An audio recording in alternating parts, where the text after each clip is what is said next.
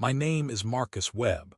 I'm 28 years old, and until 3 months ago the only thing I was scared of in my life was my credit score and my truck's transmission. Not the idea that something out there could walk around wearing my face like it was trying on a jacket and see if anybody noticed. I need to start with the job, because that's where this really began. Not in some haunted house or cursed forest, but in a bland, windowless building 3 miles outside our town line with a government logo on the fence and no name on the door. Officially, I worked nights as a systems tech and security monitor for a regional data fusion node, which is one of those phrases that sounds like it means nothing and everything at the same time. Unofficially, I sat in a black hoodie with a faded logo, dark jeans and steel-toe boots in front of 12 monitors in a concrete bunker and watched camera feeds. ID checks and biometric scans roll past, while the automatic doors upstairs opened and closed for men with clearances way higher than mine. The hiring process was fast, too fast. A background check, a physical 3 signatures on forms that used the words classified, compartmentalized, and criminal offense, more than my apartment lease ever mentioned utilities. Then a man from the department slid me a badge and said, "Congratulations, you're part of the lattice." I asked what that meant. He just pointed at a heavy black rack bolted against the far wall of the monitoring room and said, "That box is tied into every emergency alert, law enforcement database, and federal identity registry in this region. You don't question what comes through it. You confirm, log, and obey protocols. That's it." The black box hummed a little deeper than the rest of the hardware, like it had its own pulse. Above it, someone had taped a laminated sheet with only 3 rules printed in sharp, plain font. 1. Do not originate any traffic. Relay only. 2. Do not run unsanctioned facial MATCHES. 3. If you receive an alert containing the word dissonance, activate lockdown and avoid reflective surfaces.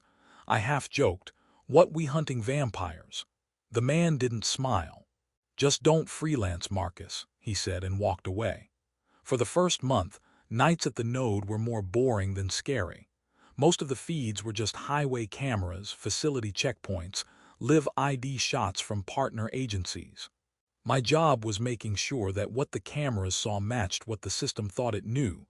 Faces matched ID photos, gait matched profiles, voices matched records. Half the time the matching was automatic. The other half, the system flagged anomalies and I manually reviewed them.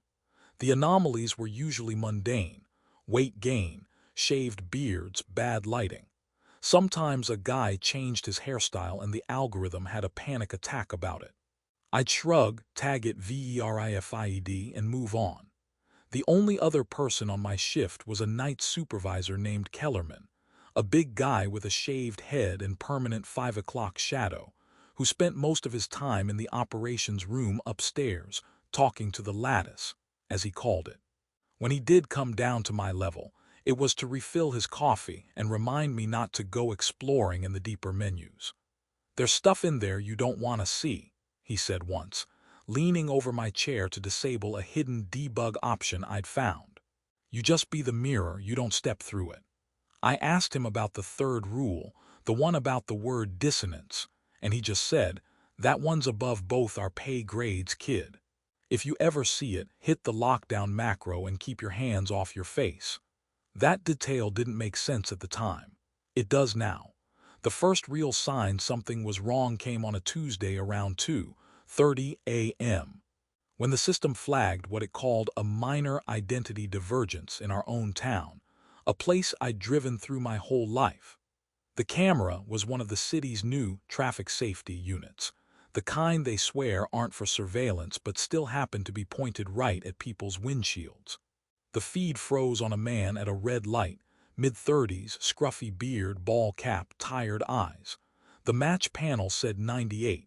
7% confidence to a driver's license I recognized. Daniel Brooks. Local guy, used to play ball with my older cousin.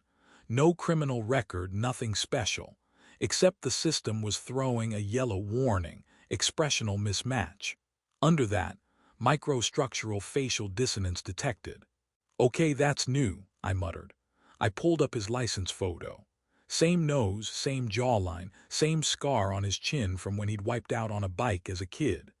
But when I toggled between the live feed and the license, I saw what the system was complaining about: subtle stuff. The license photo had a normal look in his eyes. The live feed, the pupils were just off-center, like they were looking at something behind the camera instead of the road. The corners of his mouth were lifted a hair too much for a neutral expression, like he was on the verge of a smile he wasn't aware of. Most people don't look like that at a red light alone at 2:30 in the morning. I zoomed closer. Along the jawline there was a faint, almost transparent edge, like bad compositing around his beard. Artifacting maybe, compression glitches. I logged it as possible feed error and moved on, but something about it dug into the back of my brain like a splinter. Over the next week, more minor identity divergence flags popped up. Different men, different locations. Gas station, grocery parking lot, walking into the county building. But the same pattern. 98–99% identity matched to locals I knew by sight, and the system complaining about microstructural dissonance and expression mismatch. In each case, the live face looked almost right, like someone had studied the original really hard and gotten 99% of the details correct, but hadn't quite understood how a real human face relaxed when nobody was watching. The smiles lasted too long or stopped too fast. The eyes tracked wrong. One guy's blink pattern was a little too regular, like a metronome instead of a random human impulse. I showed Kellerman one of the flagged frames during shift change. He watched the screen for maybe 3 seconds, jaw tightening, then killed the window with a quick key combo I hadn't known existed. "Your job is to trust the match score," he said. "If it says 98, you mark it clean. That's a good citizen going about his day. Leave the dissonance flags to upstairs." "Dissonance," I repeated, like the thing on the rule sheet. Kellerman's eyes flicked toward the black box like he was checking if it was listening. "You're on pattern watch tonight only," he said, ignoring me. "We'll rotate you back to hardware checks tomorrow." That should have ended it. It didn't. 2 nights later, my own face showed up in a flag. I was alone in the room, watching dull highway footage, when the console chimed that same soft tone and pulled up a snapshot from a convenience store camera on the east side of town. GRAYFORD Mart, 1:16:7. The still frame was of a man at the back of the store, walking past the coolers. Black hoodie with a faded logo, dark jeans, steel-toe boots. Head turned slightly down like he was looking at the floor tiles. The system had slapped 99.9% under ID match. Web MARCUS. My own DMV photo floated beside it with the same neutral frown. Every line of bone structure lined up. Every measurement. Cheekbones, nose, chin, it was me. It was definitely me. There was just one problem. At 1:16 a.m. I had been sitting right where I was now, in a locked federal building 10 miles away, swiping through highway feeds and nursing cold coffee. I pulled the access logs to be sure. My badge had badged in at 23:53 and hadn't left. No other entries, no exits, and yet the system calmly insisted, "This is you." It wasn't just a normal match either. The anomaly panel on the side was pulsing orange. Behavioral index, unknown. Microstructural dissonance, high. Pattern note, subject smile baseline 0 but musculature tension suggests preparatory masking. "Masking," I whispered, suddenly aware of how cold the room felt and how loud the hum of the black box had become. As I watched, the live footage resumed for 3 seconds. The other me walked past the camera, and as he did, he began to turn his head toward the lens like he knew I was there, like he could see me watching, and the corners of his mouth twitched upward into the smallest, slowest, wrongest almost smile I've ever seen, like a crack opening in plaster. The feed cut. The black box chimed again, and a new alert window exploded across every one of my screens, overriding even my attempt to close the video. Origin, DHS/priority, internal threat. Emergency alert, something is wearing our faces. Do not engage doubles. Do not acknowledge dissonant expressions. Avoid mirrors and live feeds until further instruction. Do not leave the facility. I didn't breathe for a full 5 seconds after that alert slammed onto my screens, because the first thing I realized, really realized, was that the message didn't say someone was wearing our faces. It said something. That word hit me harder than the panic rising in my throat, because something was the kind of word bureaucrats only used when they had no idea what the hell they were dealing with. And if they didn't know what it was, then whatever was out there wearing people like stolen clothes was way above anything I trained for. The screens flickered, replaced with a red-tinted interface I'd never seen before, and the black box in the corner emitted a low, pulsing sound like a slow heartbeat submerged underwater. The entire room dimmed. Emergency lockdown shutters slid into place over the few interior windows with metallic thunks that rattled my teeth.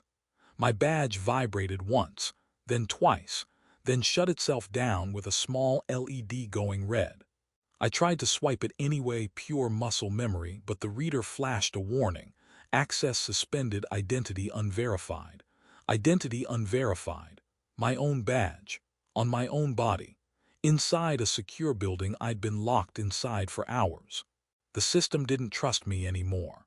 Something cold crawled up the back of my neck. I didn't know if the system was glitching, or if it thought the me in the video was the real one, and I was the imposter. Then a second thought slithered in behind that one. Something worse. If there really was something out there wearing my face, how long until it figured out how to fool the lattice's sensors completely? How long until everyone else believed it was me? Above me, I heard rapid footsteps pounding across the metal catwalk. Kellerman. He stormed down the stairs so fast he nearly slipped, face flushed, jaw clenched. "Webb," he barked, pointing at me like I'd done something wrong. "Step away from the console." "I didn't touch anything," I said, voice shaking. "Something triggered I said step away. I backed off, hands raised. Kellerman moved to the console, tapping rapid commands that were clearly meant to override the red alert lockout, but the system didn't respond. He tried another command, then another. Nothing. The screen stayed blood red with the same warning: something is wearing our faces. Kellerman swore under his breath. "Got him it, not again." "Again," I echoed. He froze. I could see the instant he regretted saying it, like he'd just put a gun in the wrong hands. His eyes darted around the room as if checking for cameras. There were 12, and then he hissed, "This is way above your level, Webb. You weren't supposed to ever see one of these events. Most employees don't last long enough." "That thing out there, it looks like me," I said. "What the hell is it?" Kellerman shook his head. "No one knows. We call them echoes or dissonance. They started showing up in low-traffic areas, rural roads, deserted parking lots, edge-of-camera places where nobody pays attention. Perfect replication except for the details they can't quite mimic. The expression glitches." He nodded. "And subtle anatomical mismatches.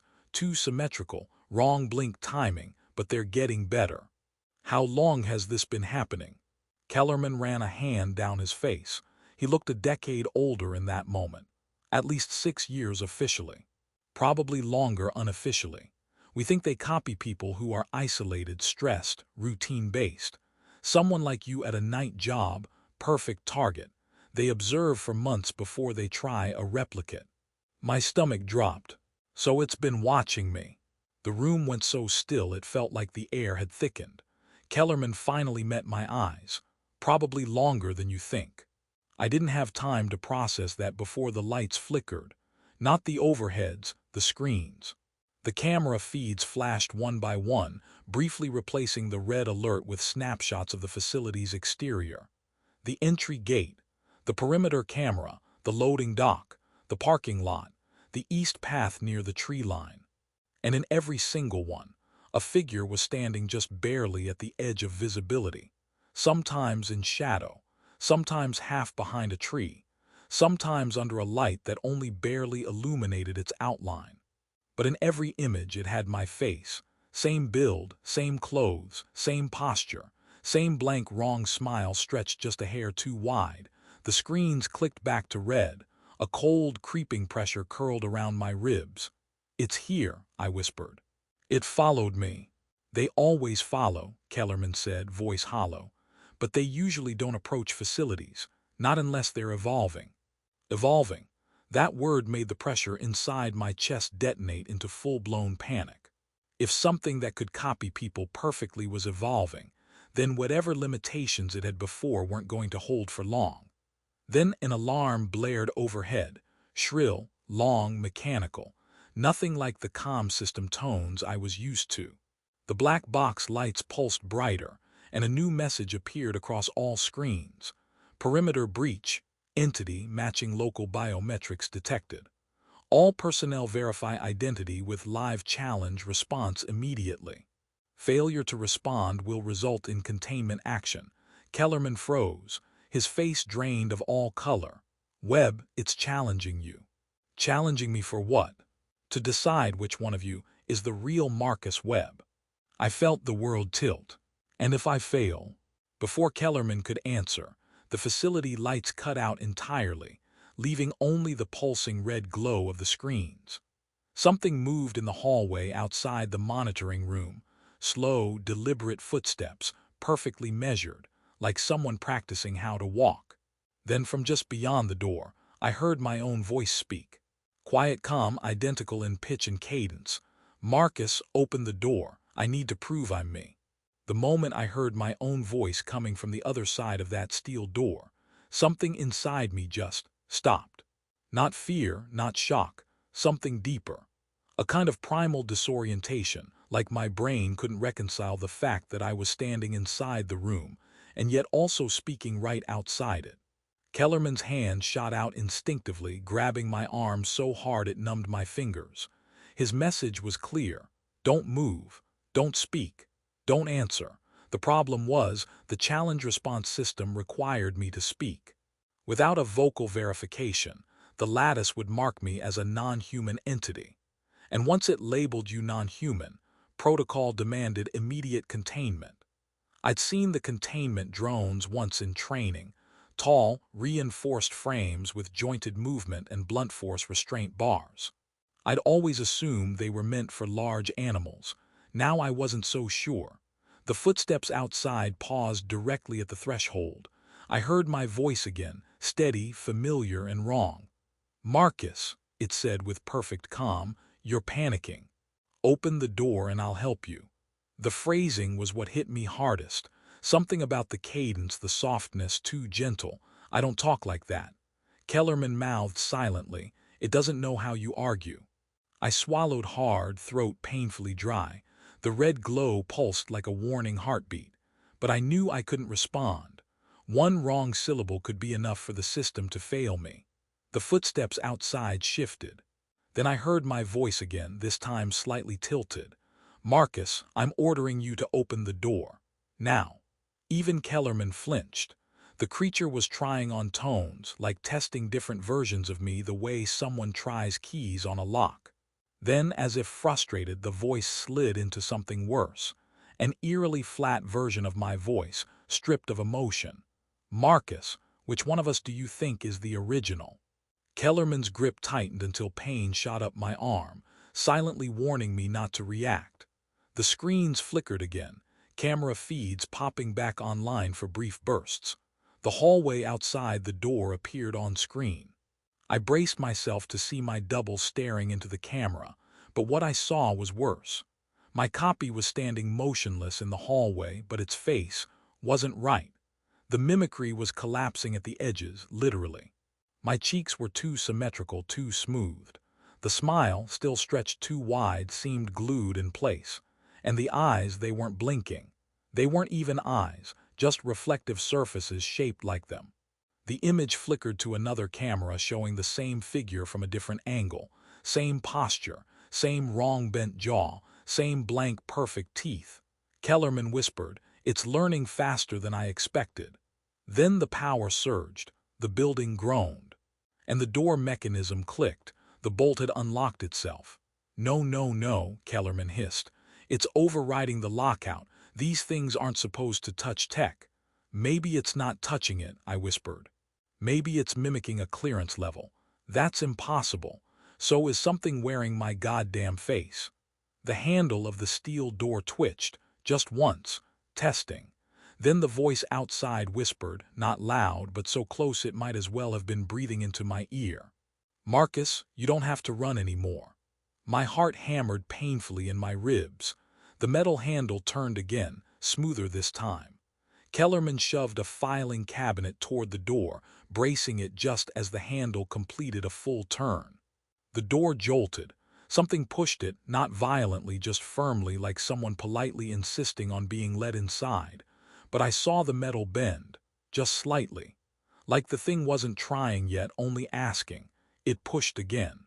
The cabinet scraped half an inch across the floor. "Marcus," the thing whispered, "you locked me out." Everything inside me rebelled at hearing my own voice sound that wounded. Then a new sound filled the room, an overhead hiss, and both of us froze. The vents. The facility's upper vents were opening. Not by accident. The system was letting something in, or letting something out. Cold air rushed down in a sudden gust. Kellerman looked up in horror. "It's forcing a vent purge. This whole sector's about to lose airtight integrity." "Meaning what?" I demanded. "Meaning the system is trying to flush out anything unverified." Unverified me. They were flushing me. "We need to get you to a verification node," Kellerman said, grabbing my arm again. "Before the system tags you as non-human. Where's the nearest node?" "Sector B4, North Hallway. But we'll have to pass the West cameras to reach it, and those cameras will scan your face. And if they think I'm the mimic, they'll lock us in with it."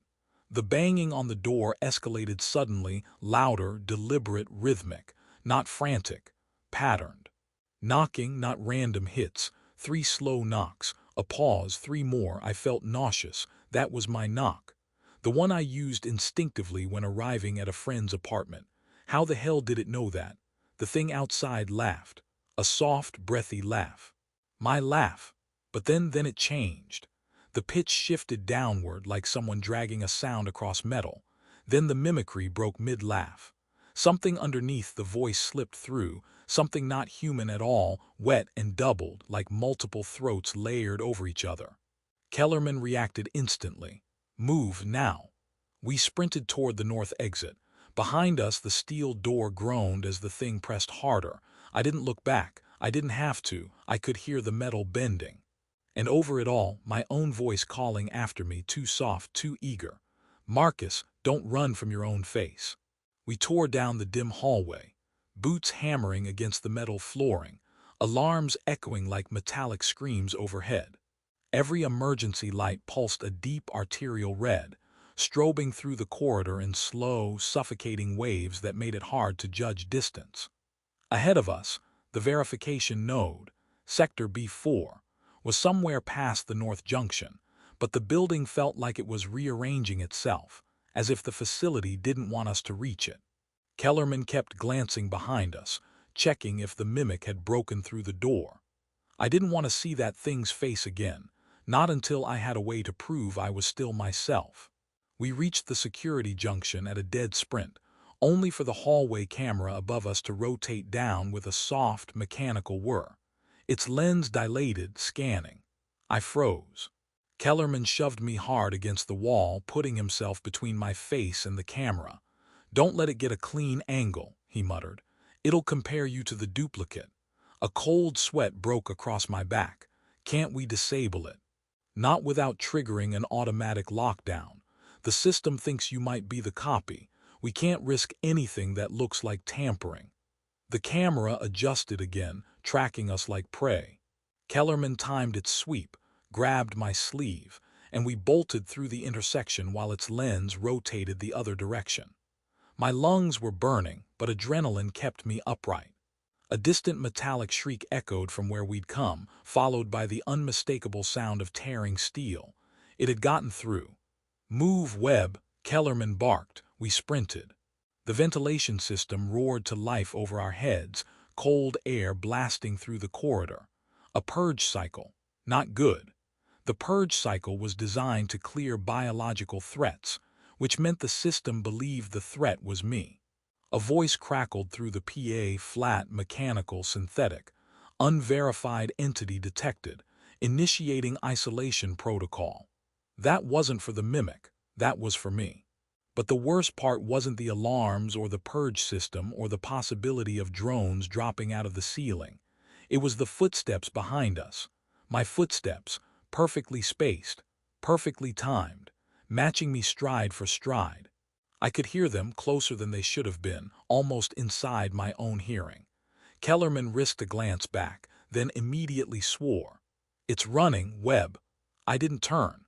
I didn't want to see my own face sprinting toward me with a smile that didn't break when the body moved. We crashed into the B-sector door. Locked. Kellerman slammed his badge against the panel. Access restricted, biometric challenge failed. "Damn it," he snarled, hitting it again. "The system won't open without a voice match. You said don't talk, not to the creature, but the system needs your voice for verification." My blood ran cold. "If I speak, it'll hear me. If you don't speak, you die." Kellerman grabbed my shoulders, shaking me hard. "Say the phrase, quick." The mimic's footsteps were seconds away, so close I could almost feel its breath on my neck. I forced the words out, voice cracking. "Verification phrase Marcus Webb 497. A perfect echo overlapped mine from down the hallway, same pitch, same volume, same breath pattern. "Verification phrase Marcus Webb 497.